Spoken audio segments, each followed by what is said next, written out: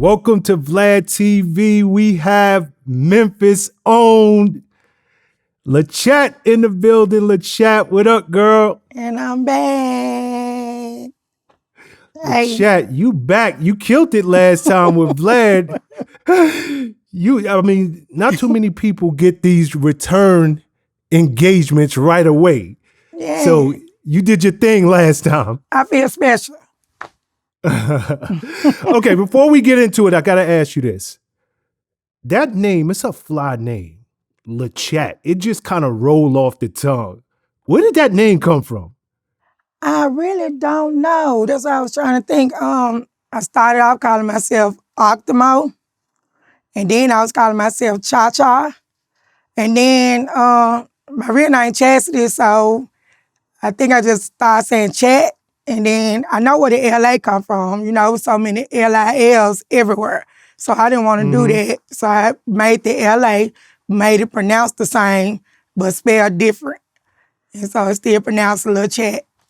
And I think I took the chat from Chastity. Got you. Yeah. Okay, yeah, I always wanted to ask you that. I mean, it's a fly name, though. Thank you. We got to get into it. Lot going on in your world, in your crew's world. Verzuz. First and foremost, you know where I'm going with this. Let's go with it. Let's go. Come on with it. Before we go there, just give me the vibe in the building. Like, what was it like before the Verzuz even started? What was it like? Was y'all hanging out? Just give me the feel for it. Well, before it started, we always amped up. We was ready to do a show. We was ready to entertain the people. And we always happy. We always drinking. We always having fun. And it was a good vibe. That's how it was. We didn't expect nothing other than to go out here and put on a good show, entertain the people, and make everybody be talking about it, but not talking about it in the way they talking about it now. But we did want to do that. We did want to, to make it to be the best Verzuz. Okay. Yeah, everybody want to make it the best Verzuz. 3-6 Mafia, Bone Thug, they got a lot of history.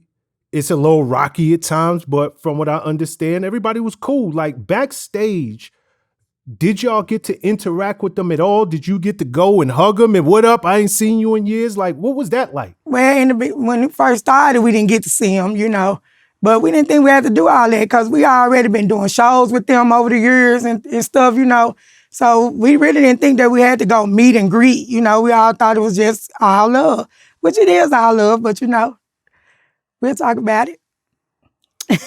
Okay. It became apparent watching the Verzuz. I'm just a fan. I love 3-6. I love Bone. But just watching it almost seemed mismatched to me because 3-6 got a lot of up-tempo crunk type joints. And just going back and forth, Bone was just, they got hits for sure. Yeah. But they slower. It's a whole different tempo.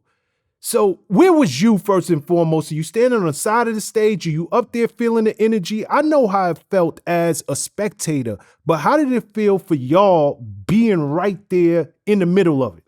Well, I feel like they put 3-6 Mafia and Bone together because really back them days, they really was the only two groups that was really putting it down, because Bone Thugs and Harmony, they had their thing going on. 3-6 Mafia had their thing going on, whether it was slow or fast. They all both was good groups back during the time. Now me, I was in the back trying not to be seen, trying to, be the surprise guest. And I didn't have a clue what was going to go on or what was going on.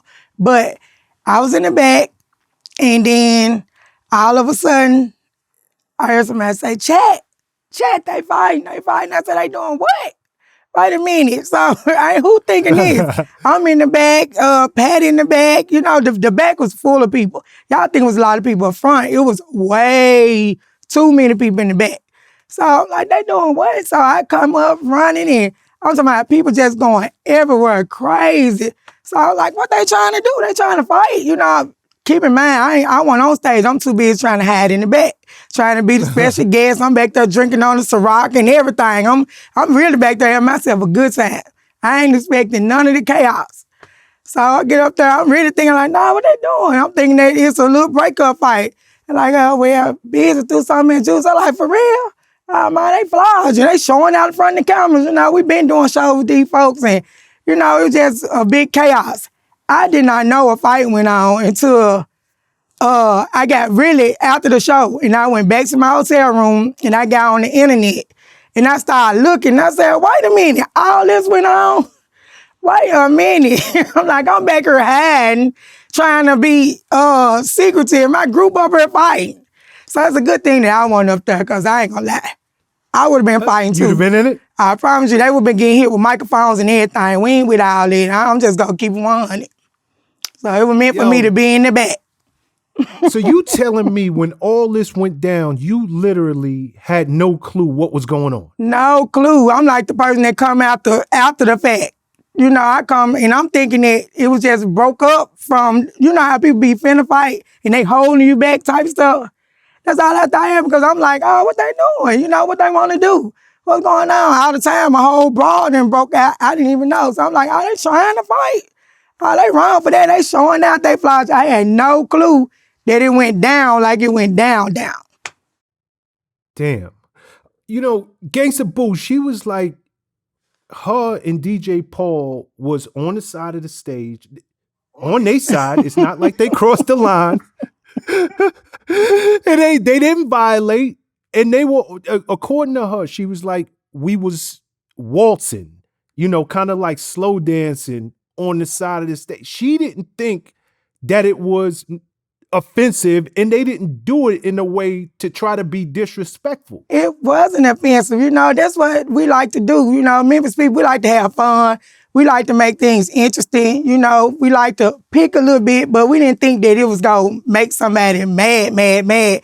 Whatever they was doing it out of fun and laughs, not to make anybody mad, not to, insult nobody or anything. So it was just out of fun and laughs when they were serenading and, and then they was on beat. They was on beat when they was doing the dance. So I don't see why, why they got mad for it, Nah, Bizzy Bone, he stopped in the middle of his thing and he's like, yo, y'all ugly. And because I want to emphasize on that. He just didn't call them mother effers. He was like, y'all ugly mother effers ain't going to be mocking me while I'm up here on this stage. I don't know where the tension could. That's why I'm asking, like, even before all this started and jumped off, was it some type of tension? Because I don't think that just being in that moment at that second, he could have got that ticked off from them up on stage slow dancing. For real. So I don't know. I'm like, boo, he must didn't take his pills. I don't know. Because I don't know where it come from. Like, for real, we really have actually done shows with these people and we never had a problem. And it was crazy, He called them ugly motherfuckers and, off them dancing. Now, okay, now, here's it. And Vlad interviewed Crunchy Black. Okay. And I agree with Crunchy 1,000,000%. But I get it. Bizzy came out his mouth disrespectful. And Juicy responded back, suck my dick. I don't know that you say that to another man. Well, like, them's is fighting words.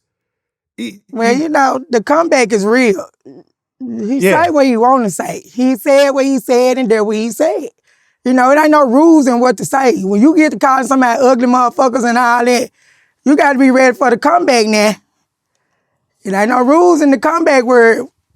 Yeah, but that comeback is like, we ready to go to war. You tell that to another man, this just got real. You call somebody ugly motherfucker too, you just got real. So what's the difference? You ugly motherfucker, like, hold up, I just up and got my hair done and nails done and all this. You calling me an ugly motherfucker? Somebody, hey. That's how it happened. From what I understand, Bizzy originally, he wasn't even trying to throw the water bottle. He was just trying to wave water. Nah, it don't look like he was trying to wave water. He was waving water hard then, one. He waving some big ocean wave. It had water. nah. It had the cap. It had the cap on the water. No, that bottle went boom. I ain't seen no sprinkles. I ain't seen no splashes. I ain't even seen no drips. I saw a whole bottle there. No, the whole bottle definitely went flying. And I'm glad it ain't hit nobody. Matter of fact, did it hit anybody? No, I didn't hit nobody, but, it was on from there. Yeah, nah, it definitely was on from there. The fight broke out. From our vantage point, we couldn't really see. It just looked like straight chaos. It looked like Royal Rumble, like the WWE or something was happening up there. Yeah, and to be honest, no hands or none would have been thrown if none would have never been thrown. Now, that's when you cross the line. Forget the words. Now, they say, sticks and stones might break my bones, but words may never hurt me. That's what I'm saying. Words may never hurt you. But when you get to throwing stuff, sticks and stones and waters and bottles and all that, you trying to hurt me and it's on. Nah, you're right about that. Like, soon as that bottle flew, that was it. The line was crossed. I started seeing dudes coming. Like, it was a lot of people on stage. You had Caputa, you had Ray, you had, oh Lord, Country Man. First of all, you saw DJ Paul come like Superman. Woo. Mm-hmm. He was the first one. And then, you had to think about it because, he is a boss. And he is lawsuitable at the same time. So, I think he kind of thought about it for a minute. And then, that's when all the other goons just came out. And it was Caputa, it was Ray, it was Country Man. And, I don't know who else was coming in, who else was on their side, but it looked like Memphis a football team ran up on that stage. It just was all kind of people. The crazy part about it, once I did see the fight, I got mad. I said, what? Lord, and that's the first thing my brother said, I knew you weren't up there because you would have been in the fight. We done had plenty club brawls. I don't care. It's just, hey, I know one-on-ones, and if I got to fight dudes, whatever, it's one dude, then my dudes and them got to fight. It's going to go down. And it went down like that. That's just how it go. So you follow the street rules. If my boys is in it, I'm in it. I don't need to know who's right, who's wrong. We gonna figure that out after the fact. No questions asked. My boys, my niggas, they fighting hoes too. Y'all get around, y'all, everybody getting beat up. Everybody get it. Like, leave us alone. Just leave us alone. Because it ain't no rules. Once you throw them, we gonna call it, once you throw them bottles. Once you do anything, it ain't no rules. So I'm letting y'all know in the club. So if Chat was on that stage, we'd have seen you throwing hands. Y'all would have seen me throwing microphones because that's what I had in my hand when I was trying to see what they trying to do. Y'all trying to fight, before I was trying to ask, not knowing that the fight had broke out. So I'm like, we finna fight, I already had my microphone, ready to just, So, I wouldn't been throwing hands, I would have been throwing the microphone. Oh, I just heard a female's voice on the mic. Who was that? Was that you? Because you said you had the microphone. Is that you or Gangsta Boo? That was Boo. I was the one after the fight broke up. Like I said, I didn't know it was a fight, but I was the one that was saying that, they were showing out in front of the cameras. But that was Boo saying that Bizzy didn't take his pills. But the crazy part about it, that's just Memphis talk. Memphis females, man, we gonna roast you. We gonna roast, like roast. We make our dudes, we make the niggas be like, man, that's why a lot of females get beat up in Memphis because our mouth is like treacherous. Our mouth is worse than a 40. Like real kill. Nah, y'all be going in down there. Man. Like y'all. Hey, that's the typical Boo. Boo gonna talk crazy and you see, went on back to the show like nothing ever happened. Got back to the bag.